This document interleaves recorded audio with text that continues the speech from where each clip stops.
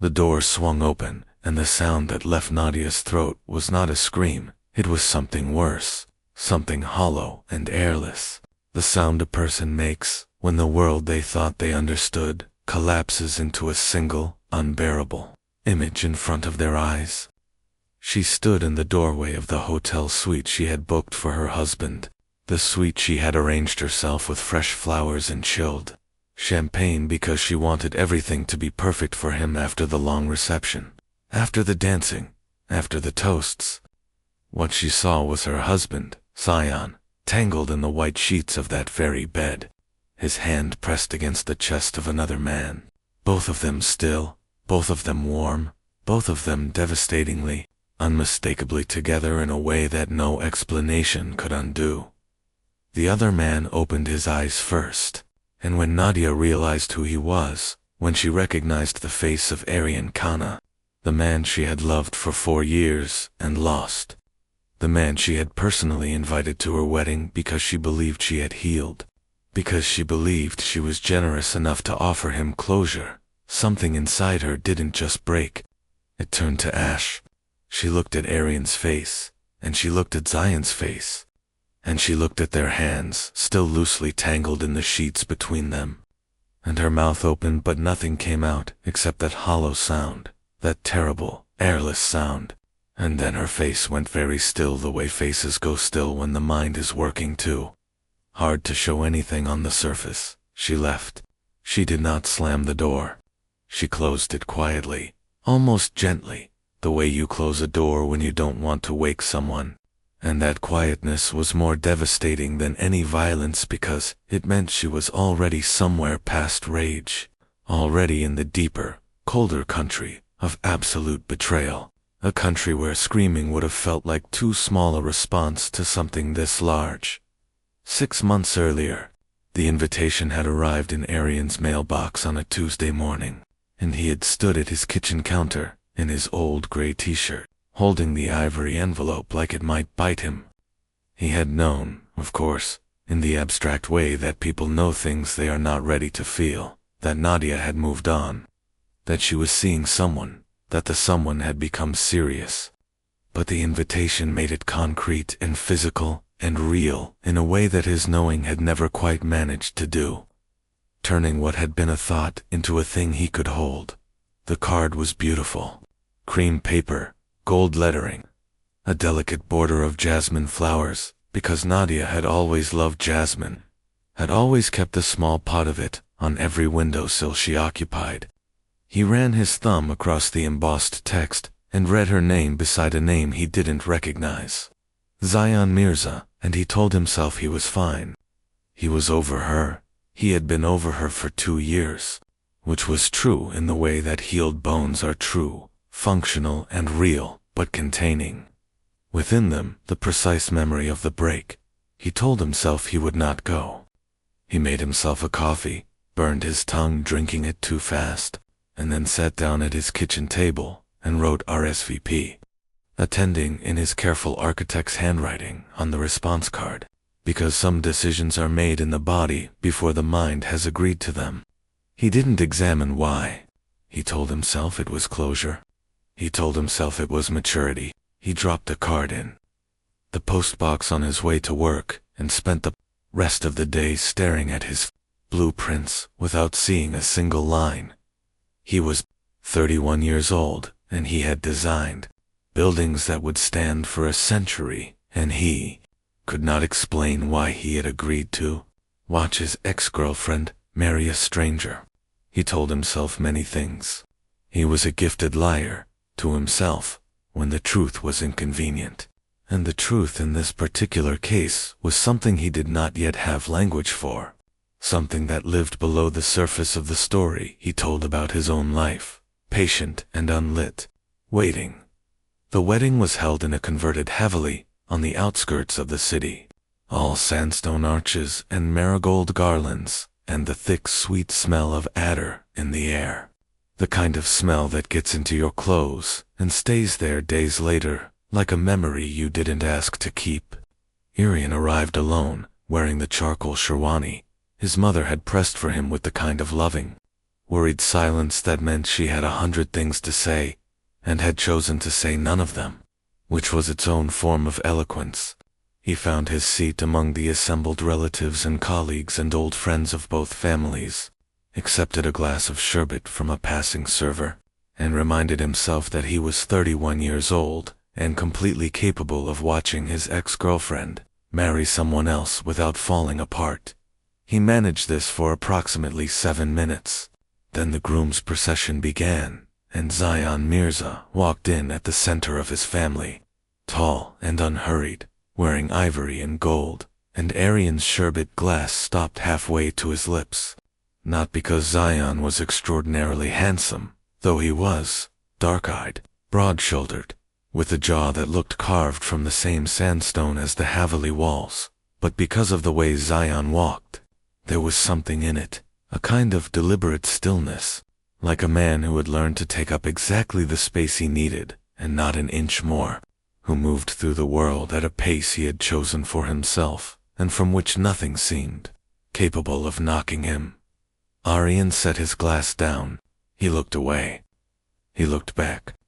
Zion was laughing at something his younger brother had said, and the laugh transformed his entire face, cracked it open into something unguarded and boyish that was at complete odds with the gravity of his bearing, and Aryan felt something shift in his chest in a way that confused and frightened him in equal measure. He told himself it was the sherbet. It was too sweet. The sugar was making him lightheaded, and the adder was strong, and it was a warm evening, and these were all entirely sufficient explanations for why a man's ribcage would suddenly feel too small for its contents. They met properly at the cocktail hour, which was not supposed to happen.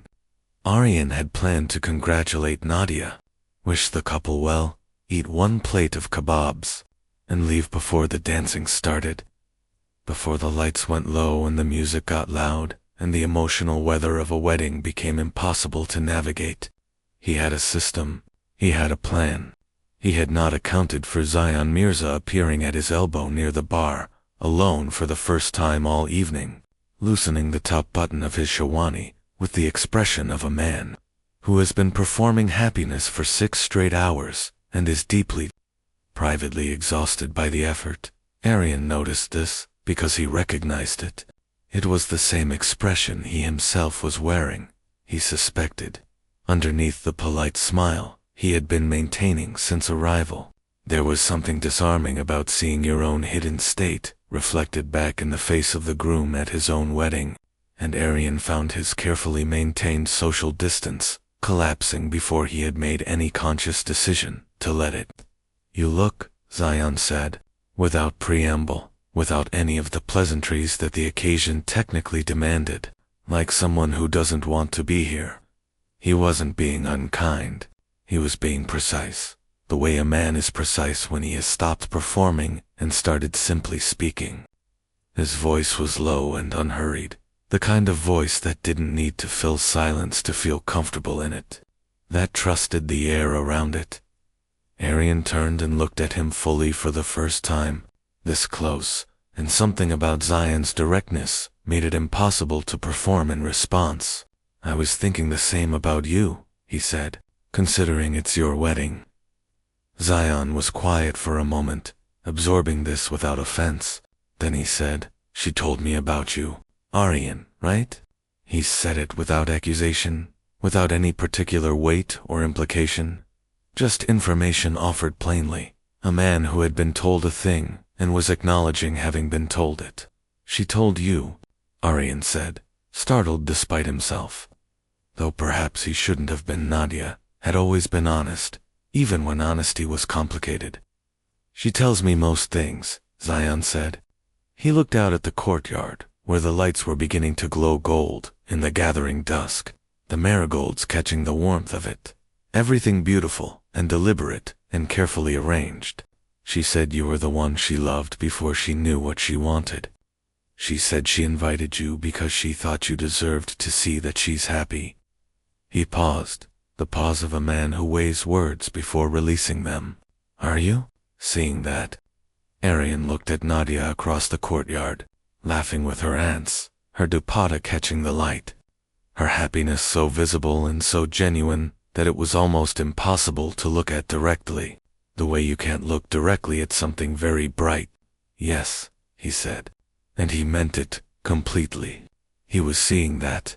He was also seeing, with a clarity that arrived like cold water, that what he felt looking at her was warmth and tenderness, and something very much like relief, not grief, not longing, not the hollow ache he had expected, just the clean quiet of a love that had run its course and left behind something gentler.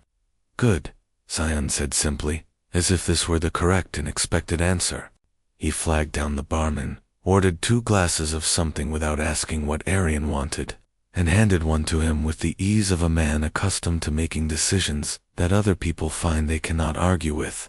"Then drink this. You look like you need it more than the sherbet." They stood together at the bar for 40 minutes, and the wedding went on. Around them like a painting they were standing outside of. They talked about architecture, Arian's work, the heritage restoration projects he specialized in, and about Zion's civil engineering firm, and about the Haveli's 19th century drainage system, which they both found genuinely fascinating in the way that only people who spend their professional lives thinking about structures can find a drainage system fascinating in the middle of a wedding.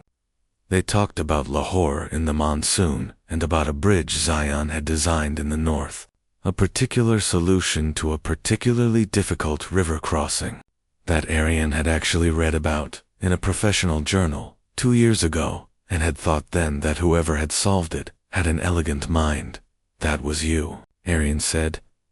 Zion looked faintly pleased, the way people look when they are recognized for the work rather than the role. "That was me." At some point Arian realized he had forgotten to perform his smile. He was just smiling. It was a different thing entirely. When Nadia came to collect her husband for the first dance, she found them both leaning against the bar with their jackets off, deep in an argument about the tensile properties of historical lime mortar, and she looked between them with an expression that was equal parts amusement and something more careful, more watchful, some quality of attention that neither man noticed at the time because they were too busy disagreeing about mortar. The wedding ended, and Arian drove home through the city and lay on his back in his dark bedroom staring at the ceiling fan, turning slowly above him for a long time. He thought about Zion's voice, the unhurried precision of it. He thought about the way Zion had looked at him when he laughed at something Arian said, not politely, not with the performed warmth of social obligation, but with genuine delight, as if the laugh had surprised him and he was grateful to be surprised. He thought about the 40 minutes at the bar that had felt like 10, and the argument about lime mortars that had felt like the most interesting conversation he'd had in months. He told himself it meant nothing. He told himself he was lonely, and lonely people fasten onto warmth wherever they find it, even in completely impossible places, even in the face of a groom at his own wedding. He told himself that what he had felt in that courtyard was simple, human connection, and nothing more. The ordinary pleasure of an unexpected intellectual match, and that he was confusing gratitude for something else entirely. He believed about half of this. The half he didn't believe sat in his chest like a held breath.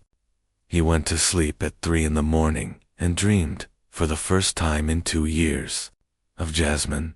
They ran into each other 11 days later, which was objectively the city's fault for being the particular size it was, large enough to be anonymous in most directions, and small enough in the circles of educated professional men in their 30s who worked in construction and heritage and the infrastructure of old things, to be effectively unavoidable.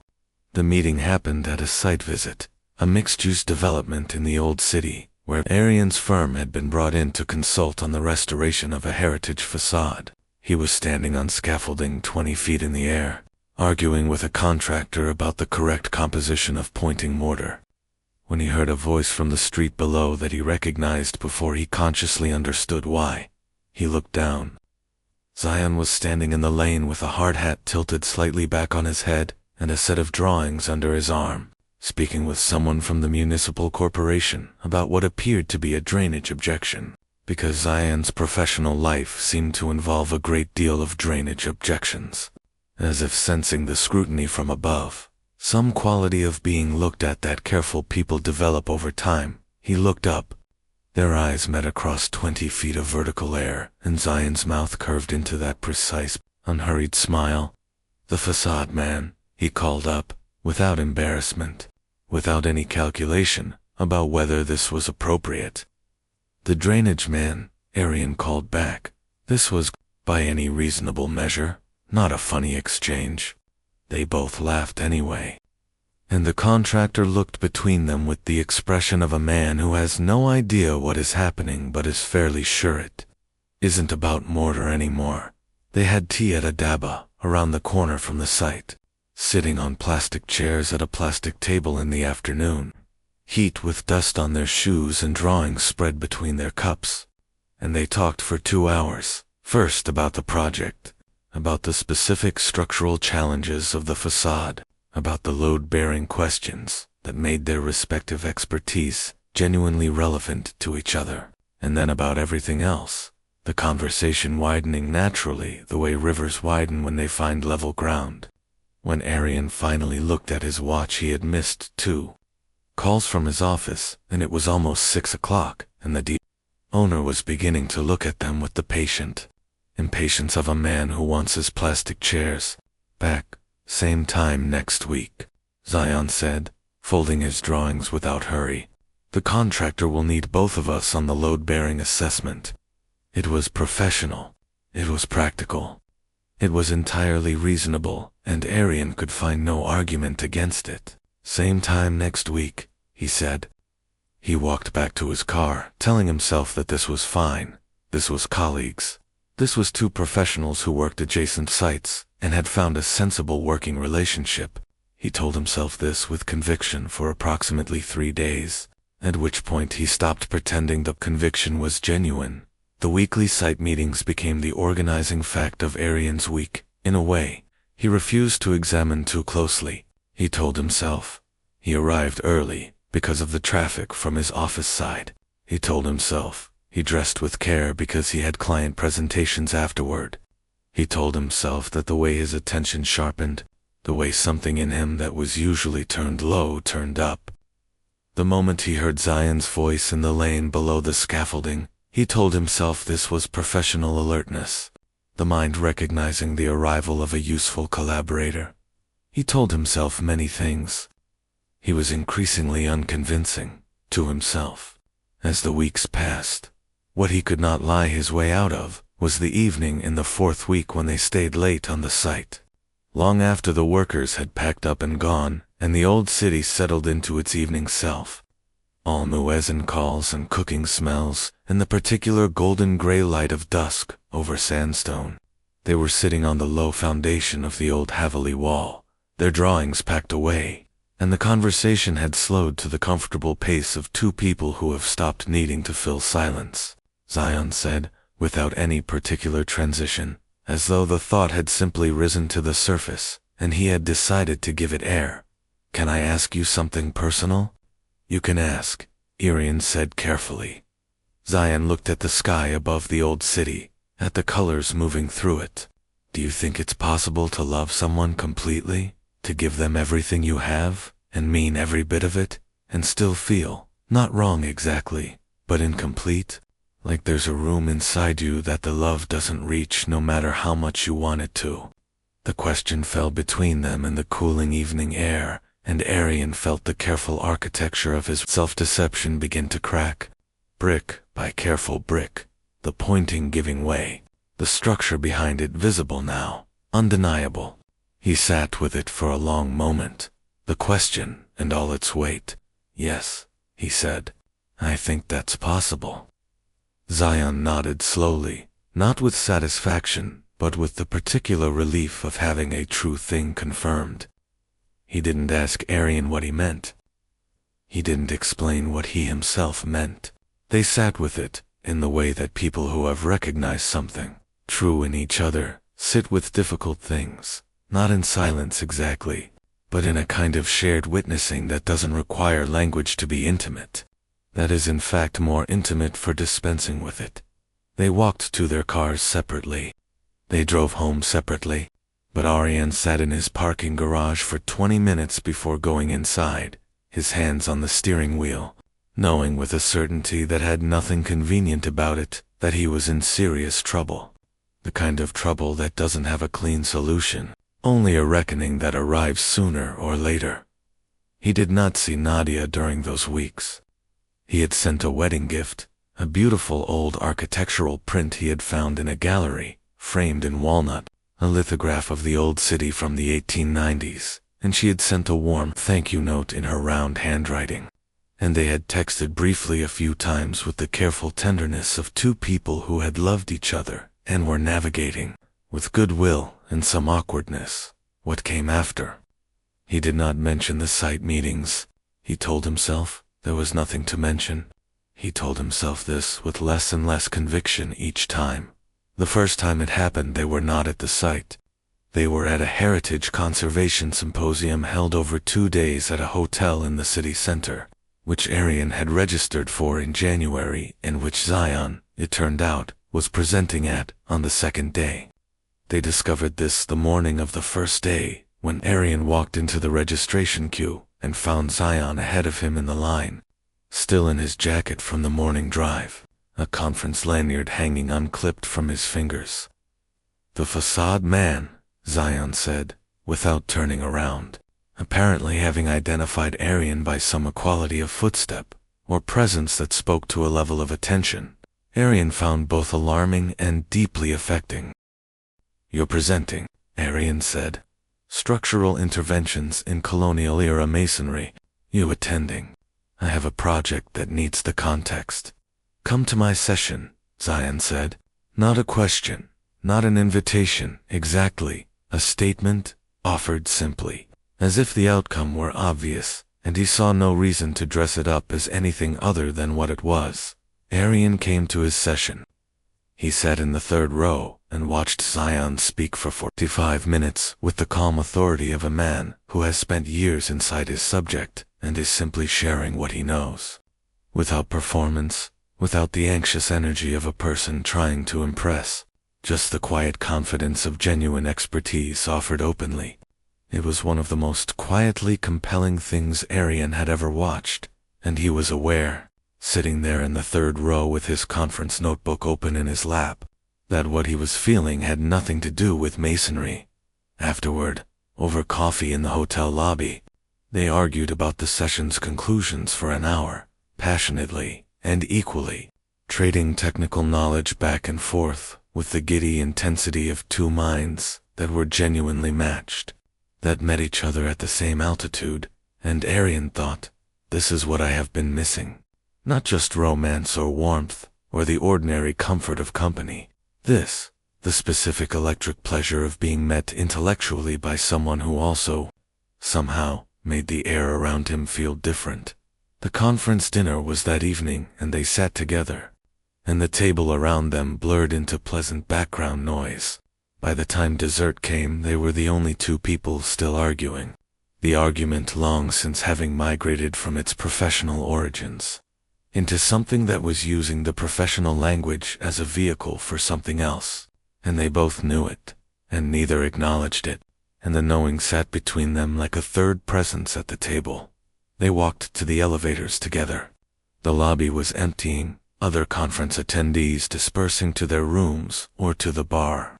In the elevator, Zion pressed 8. Arian's room was on 9. He pressed 9. The elevator rose. At 8, the doors opened, and Zion stepped out and turned. And they stood in the elevator door's moment of held breath, the doors pausing with the patience of a machine that doesn't care either way. And everything that had been building for 6 weeks lived in that look. Every careful deflection, every question not asked, every awareness studiously maintained at a distance. Arian stepped out on the 8th floor. The elevator doors closed behind him on their own. What happened that night was quiet and true in the way that things are when they have been waiting a long time, and have finally given up waiting and simply arrived. There was none of the recklessness that Arian had always associated, abstractly, with transgression, none of the desperate grasping quality he might have expected. There was only the specific, enormous tenderness of two people discovering that they had been lonely for years, in a way neither of them had found words for. Lonely in that particular room that ordinary love doesn't reach, and that the loneliness had finally, unexpectedly, in the most inconvenient possible geography, found its answer.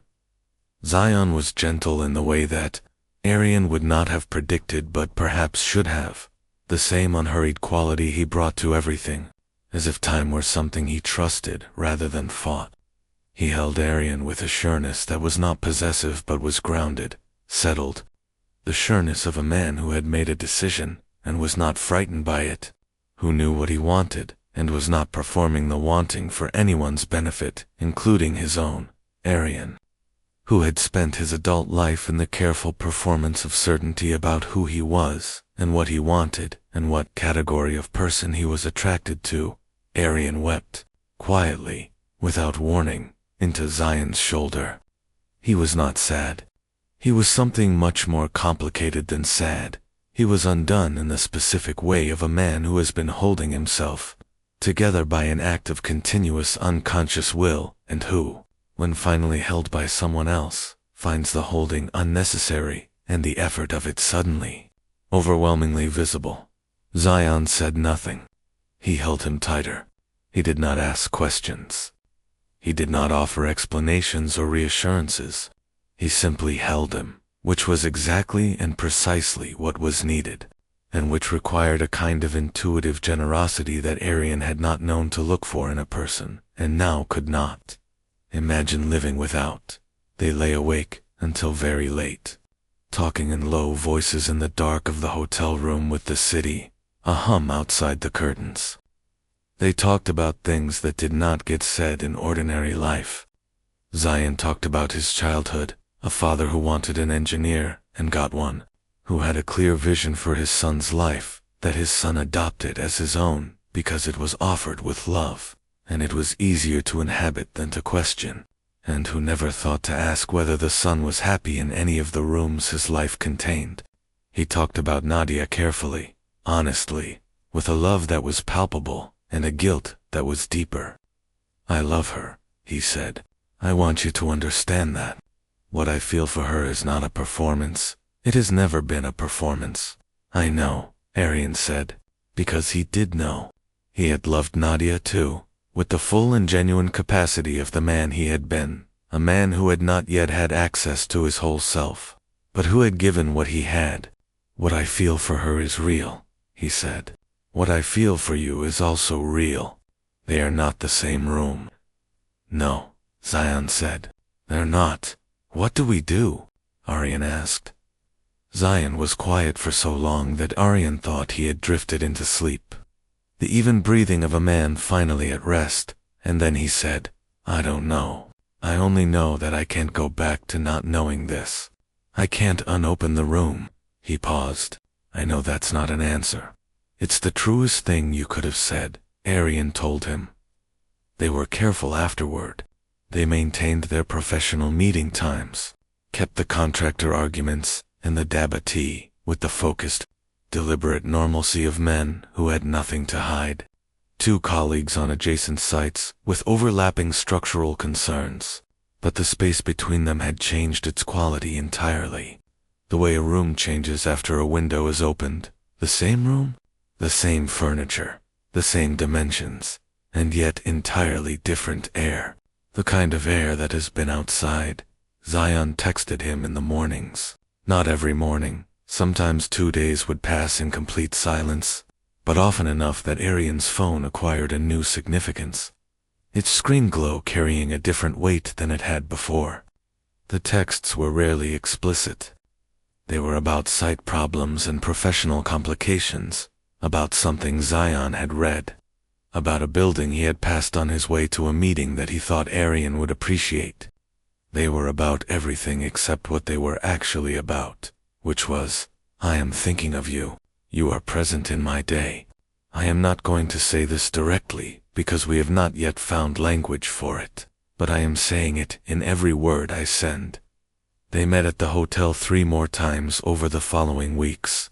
Each time Zion arrived with that same deliberate calm, that same unhurried sureness.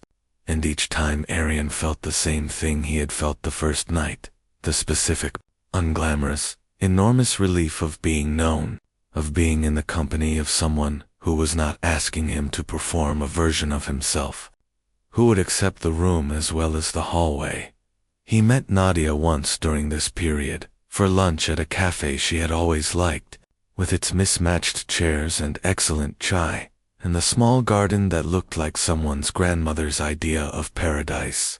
She was warm and present, and visibly content in the way of a woman settling into her life, talking about their new apartment, and about Zion's long hours at work, and about a trip to the northern mountains they were planning for the spring.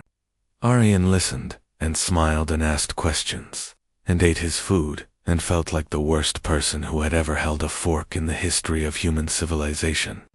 When they hugged goodbye, Nadia held on a moment longer than the occasion technically required. "I'm glad you came to the wedding," she said into his shoulder. "I wasn't sure you would, and I'm glad you did." "I'm glad too," he said. He meant it. He hated himself for meaning it, in all the ways he meant it. The secret had a weight, not the crushing soap opera weight he might have expected, not the suffocation of a dramatic lie, but something more persistent and more subtle, a low, continuous heaviness, like wearing a coat that is one season too heavy for the weather, something you stop noticing until you sit still and suddenly feel it pressing on you.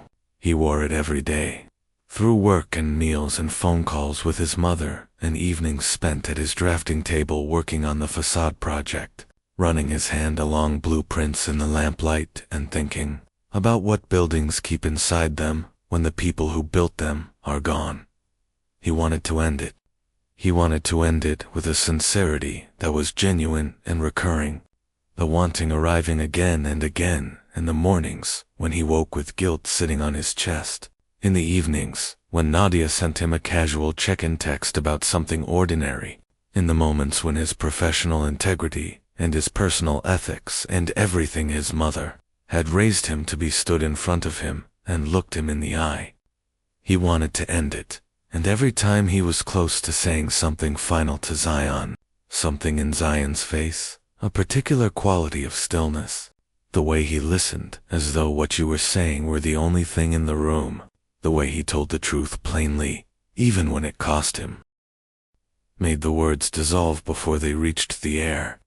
"I think about stopping," he told Zion one evening, directly, because he had learned that indirection was useless with this man, that Zion's natural habitat was the plain statement, and any performance of indirectness would be noted and gently, firmly declined. "I know," Zion said.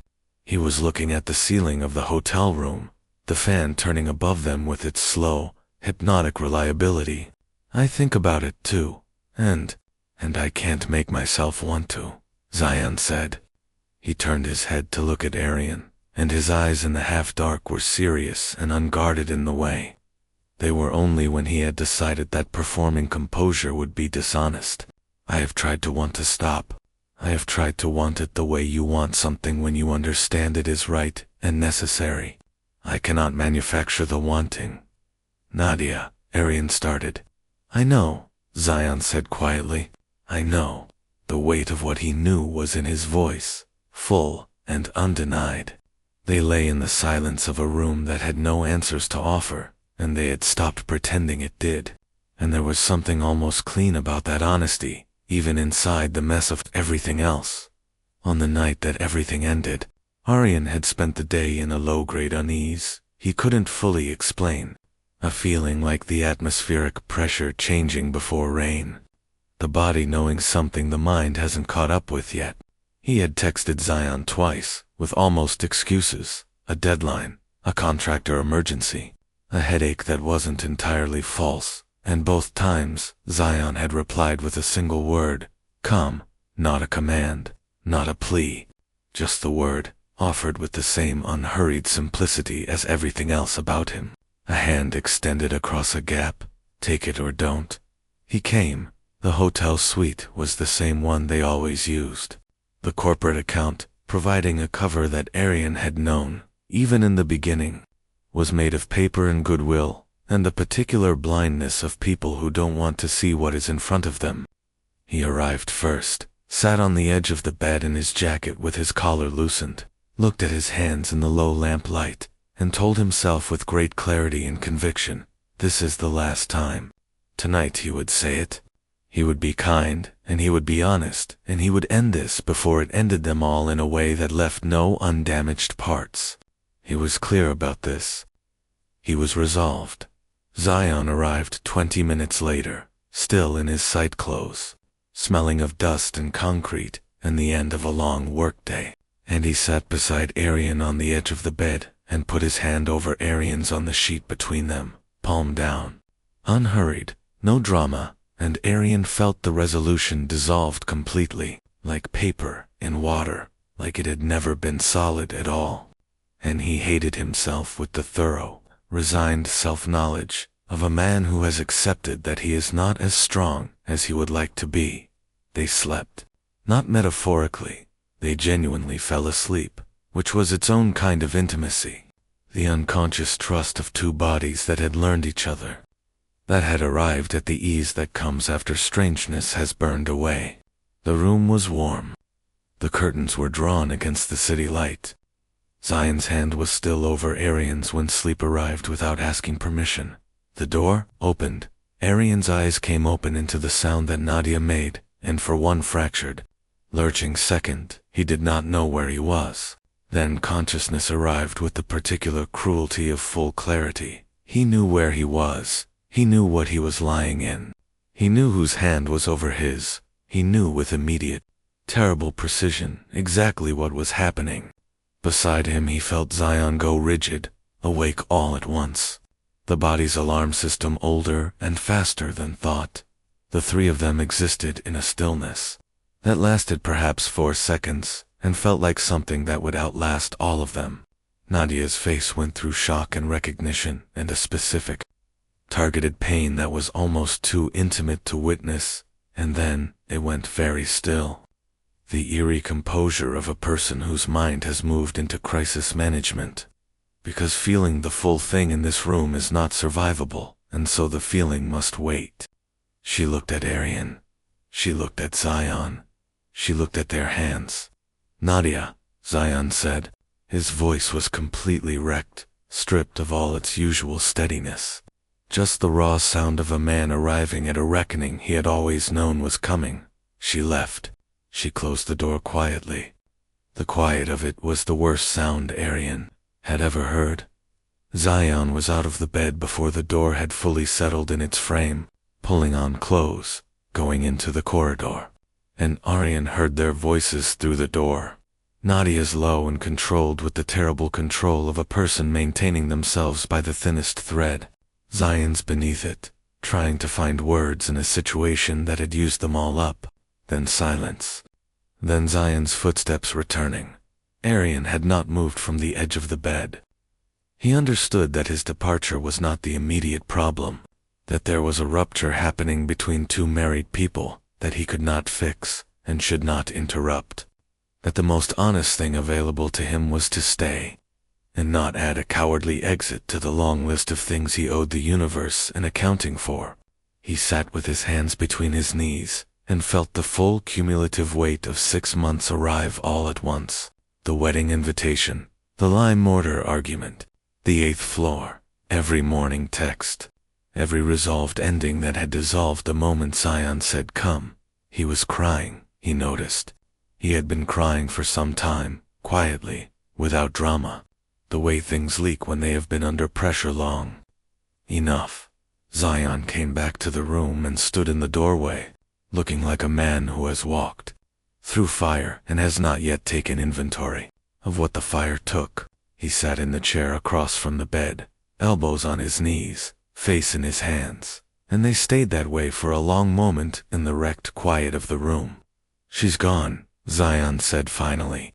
She took the car. He looked up. His eyes were red. She suspected. For 2 weeks, she suspected. She found a text.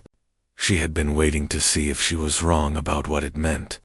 He stopped, the words arriving with difficulty. She wasn't wrong. No, Arian said. She wasn't wrong. I love her, Zion said, and it was the same truth he had given the first night, unchanged, undiluted by what had happened. I love her, and I have hurt her in a way I cannot. He stopped. Started again. There are no words for what I have done. Neither of us has words for it, Arian said. They sat in the silence of a room that had held them, and now held the consequence of them. The accounting that silence always eventually demands. Zion looked at Arian, and his eyes were the most complicated landscape Arian had ever tried to read. Grief and clarity both present at full strength, not canceling each other, both simply true. What I feel for you, Zion said quietly, that is also real. I need you to know, even now, even inside all of this, both things are true simultaneously. The harm I have done, and the truth of what I feel for you, both real, both mine to carry. I know, Arian said. He had two true things of his own, and he was done pretending the truth of them made them lighter. She will want a divorce, Zion said. The plain statement of a plain man who does not soften things to make them easier to say. She has every right to one, and I will not contest it. He looked at his hands. And he stopped. We can't, Arian said, because he could see it too, could see the shape of the only honest answer. Not now, not with her pain this fresh, not built on this. No, Zion said, not like this. He looked up. But I am not going to pretend that what this is nothing. I won't do that to you or to myself. Not anymore. Not after everything we've... He stopped. His voice held. I just can't do it now. I can't be with you honestly, while she is carrying what I gave her to carry. Arian nodded. He understood this with the part of him that knew what it meant to have a structural integrity. Buildings bore their loads or they didn't. There was no middle state, no carrying the weight dishonestly, without eventual collapse. I know, he said. I know. Arian left the hotel at 2 in the morning and drove through a city that was finally, at this hour, beginning to quiet. He drove past the old city sites, past the Haveli where the wedding had been, its sandstone arches dark and still in the night, its marigolds long gone. He drove past the Daba, where they had drunk bad tea and argued about cantilever beams on plastic chairs in the afternoon heat. Shuttered now, the chairs stacked inside. He drove home. He sat in his parking garage, with his forehead on the steering wheel for a long time. He had come to a wedding looking for closure. That was what he had told himself, and it had been true as far as it went. He had found closure, of a sort. He had found that what he felt for Nadia was healed, whole, clean, and in the finding of that he had walked through a door in himself he had not known was there, and he had found, behind it, a room that had been walled up so early and so thoroughly that he had stopped knowing it existed. He had found Zion Mirza in that room, which was the most impossible and inconvenient and costly thing he had ever found, and he did not know what to do with the finding except to carry it forward into the life he still had to live. 3 months passed. They did not see each other. This was not accidental. It was a shared understanding, arrived at without explicit discussion, the way people who know each other well arrive at understandings. Nadia filed for divorce. Zion did not contest it. Arian knew this because Nadia told him herself, in a message that was longer and more honest than he deserved. Because Nadia's fundamental nature was honesty, even when honesty required her to look at things she would rather have looked away from. She wrote, I know you loved me once, and I believe you didn't plan any of this. I know you are not who I thought you were, entirely. Neither is he. Maybe neither am I. I need time before I can speak to either of you, and I think I need time before I can properly speak to myself. But I wanted you to know that I do not hate you. I am not sure yet what I feel, but it is not hate. He wrote back, I am sorry. I won't try to make that word do more work than it can. It is not enough, and I know it is not enough, and I am saying it anyway, because it is the truest thing I have." She did not reply. He did not expect her to. He kept her message in his phone, and read it sometimes in the evenings, in the way you keep a thing that hurts because the hurting is honest, and the honesty is necessary. He did not see Zion for 3 months, and he thought about him with the persistent, specific quality of thought that you give to things that have changed you, not obsessively, not with the ache of simple longing, but with the attentiveness of a person trying to understand what has happened to them. He thought about the room metaphor. He thought about what it meant to find a room inside yourself, at 31 years old, walled up since before you had language for what was behind the wall. He thought about Nadia, and he thought about guilt, and he thought about the difference between a mistake and a revelation and whether something could be both. Simultaneously, he had loved Nadia. He was certain of this, certain in the bone. He had loved her with the full capacity of the man he had been. And the man he had been was real, and the love was real. But the man had not had access to his whole self. And partial selves give partial loves, and partial loves leave rooms unlit, and the unlit rooms wait, patient and dark, until the right person opens the door. He started therapy. This was not dramatic, it was ordinary, the way necessary things often are.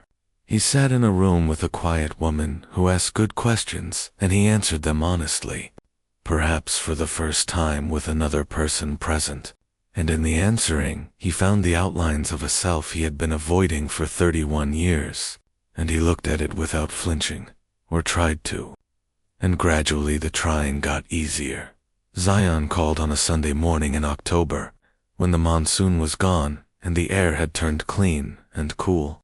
The beginning of the Punjab winter, that arrives like a held breath, released pale blue mornings, wood smoke, the particular smell of the season shifting. Aryan was sitting at his drafting table with a cup of tea going cold beside him when his phone lit up with the call. "I have been thinking," Zion said when Aryan answered, without any preamble, in the way of a man continuing a conversation that had been running internally for some time, about what is true and what is possible. "I have been thinking about the difference between those two things." "I have been thinking about that too," Aryan said.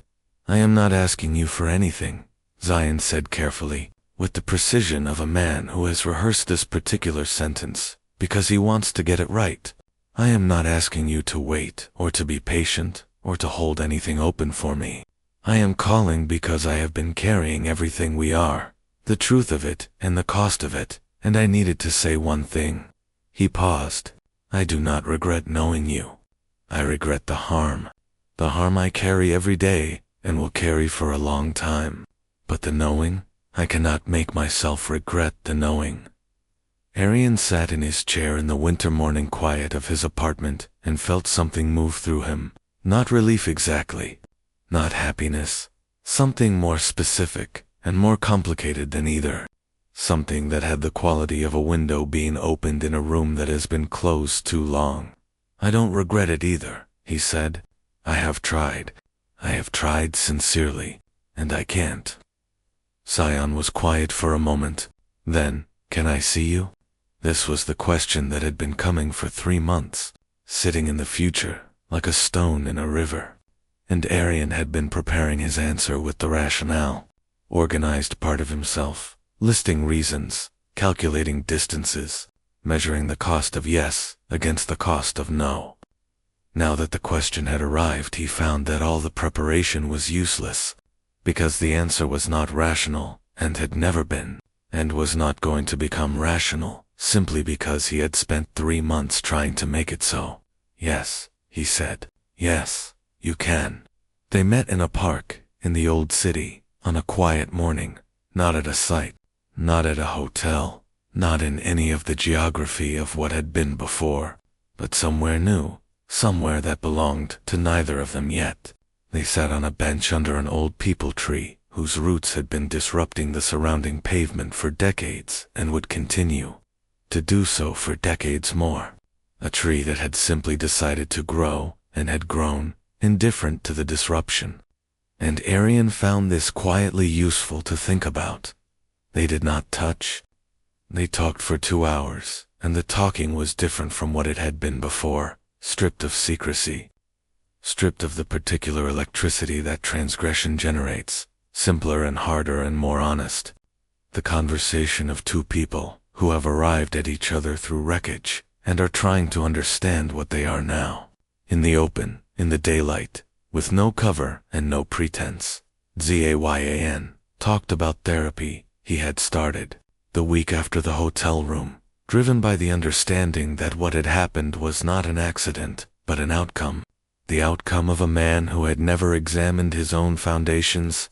He talked about it plainly, without vanity or shame. He said, "I spent my whole life building structures for other people, and never once looked at the structure of my own life, whether it was sound, whether it was built to hold what I was trying to put in it."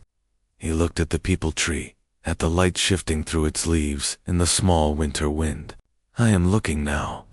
It is uncomfortable. I think it is also necessary." "What are you finding?" Arian asked.